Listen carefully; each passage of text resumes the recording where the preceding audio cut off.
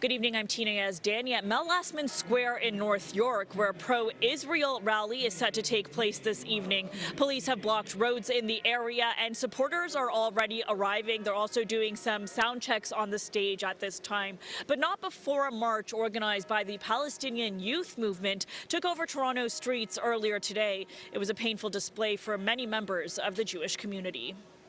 Palestine will be free! Palestine will be free! More than 1,000 people waving Palestinian flags raised their voices outside Toronto City Hall today. Palestine will never die! A rally that spilled onto the streets and had Jewish communities and their allies expressing devastation and outrage. This is horrible. It's disgusting. There's no place in our country for this. Fewer than a dozen Israel supporters showed up to Nathan Phillips Square to counter what they describe as a hate-motivated rally. I'm appalled that our country, our city, would have this demonstration of hate when the worst terrorist attack since 9/11 is occurring in Israel, where women and children are pulled from their beds and brutally murdered and raped and bodies desecrated and pulled through the streets of Gaza. These are not militants.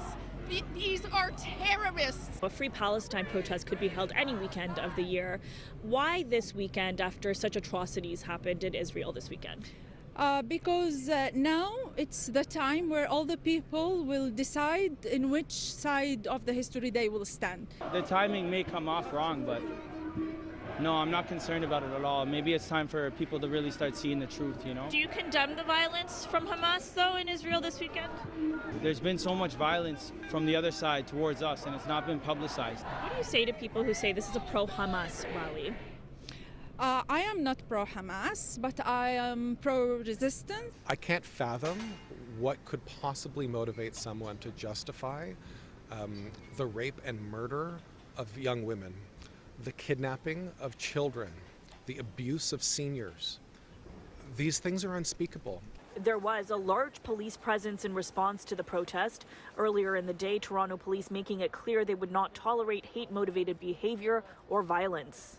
We want to be clear that anyone whose behavior crosses the line, from lawful demonstration to criminality, can expect to be arrested. Mayor Olivia Chow denouncing the protest in a tweet, writing, "We must not tolerate any support of terror, full stop," and adding, glorifying this weekend's indiscriminate violence, including the murder and kidnapping of women and children by Hamas against Israeli civilians, is deplorable. Local councillors also writing a formal letter to police asking them to put a stop to the rally altogether. We don't shut things down. We are there recognizing that people have a right to gather and to peacefully protest. Now again, the pro-Israel rally set to begin at 7 p.m. here tonight. I'm told to expect a large turnout, and Mayor Olivia Chow and Premier Doug Ford are both expected to take the stage here.